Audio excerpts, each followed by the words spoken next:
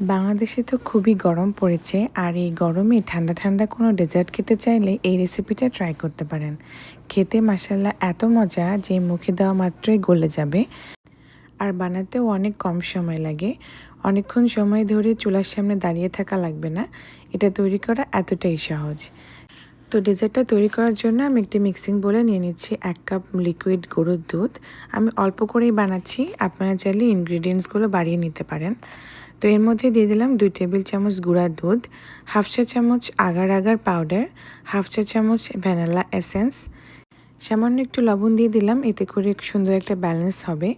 এখন সব কিছুকে খুব ভালো করে আমি একটু মিশিয়ে নিচ্ছি। এখন এই মিশ্রণটাকে আমরা জাল করে নেব। এর জন্য চলে আসলাম চুলায়। চুলাতে আমি একটা প্যান বসিয়ে দিলাম, তার ভেতরে এই দুধের মিশ্রণটা দিয়ে দিয়েছি। মিষ্টির জন্য আমি এখানে কনডেন্স মিল্ক ব্যবহার করছি 2 টেবিল চামচ। মিষ্টিটা আপনাদের পছন্দ মতো আপনারা অ্যাডজাস্ট করে নেবেন। এখন সব কিছুকে খুব ভালো করে আবার একটু মিশিয়ে নিয়ে চুলাটা ধরিয়ে দিয়েছি। এখন অনবরত নেড়ে এটাকে একটু ঘন করে নেব। প্রায় 2-3 বার মতো ফুটিয়ে নিলেই এই মিশ্রণটা রেডি হয়ে যাবে। আর অনবরত নাড়তে হবে, তা না হলে কিন্তু নিচে লেগে যেতে পারে। যখন দেখবেন এরকম ঘন হয়ে গেছে আর যেই চামচটা দিয়ে আপনি নাড়বেন সেই চামচটা খুব ভালো মতো কোট হয়ে গেছে, এই পর্যায়ে এটাকে আমি নামিয়ে নেব। তো আমি যতটুকু পরিমাণ তৈরি করেছি এটা আপনারা 2 জন খেতে পারবেন। তো যদি এর থেকে বেশি বানাতে চান তাহলে সব কিছুর পরিমাণগুলো বাড়িয়ে দেবেন। তো পুডিংটাকে আমি যে পাত্রে সেট করব সে পাত্রে হালকা একটু ঘি ব্রাশ করে নিয়েছি, এতে করে এই পুডিংটা মোল্ড আউট করতে অনেক সুবিধা হবে। তো আমি এরকম 2টা বাটির ভেতরে এই মিশ্রণটা ঢেলে নিয়েছি, আর এটাকে ঠান্ডা করতে দিয়েছিলাম। ঠান্ডা হয়ে যাওয়ার পরে ফ্রিজে রেখেছিলাম 1 ঘন্টার জন্য।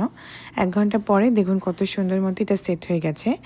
এখন এটাকে আমি একটা প্লেটে সার্ভ করে নিচ্ছি। আপনারা আপনাদের পছন্দ মতো যে কোনো শেপে এটা বানাতে পারেন। আর এখন ওপর থেকে আমি কিছুটা গুঁড়া দুধ ছড়িয়ে দিচ্ছি, এতে করে দেখতে আরও বেশি ফ্যান্সি লাগে, মানে খুবই সুন্দর লাগে, মনে হয় যে কোনো দামি রেস্টুরেন্টে বসে আপনি খাচ্ছেন। তো এইটা এতটাই স্বাদ, এতটাই মজা।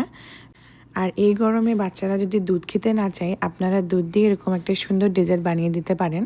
বাচ্চারা খুব মজা করে খাবে। আর এত ঠান্ডার মানে কি বলবো, কলিজা ঠান্ডা হয়ে যাবে খাওয়ার পর। তো অবশ্যই বাসায় ট্রাই করবেন আর আমাকে জানাবেন কেমন হলো। ভিডিওটা ভালো লাগলে অবশ্যই একটা লাইক দেবেন, কারণ আপনার একটা লাইক আমাকে অনেক বেশি উৎসাহ দেয়। তো এই তো আজকের মতো এই পর্যন্তই। সবাই ভালো থাকবেন আর এই গরমের ভেতরে অনেক বেশি পানি খাবেন, কারণ ডিহাইড্রেট হওয়া যাবে না, অবশ্যই হাইড্রেটেড থাকতে হবে। তো এই তো তাহলে আজকের মতো এই পর্যন্তই। আল্লাহ হাফেজ।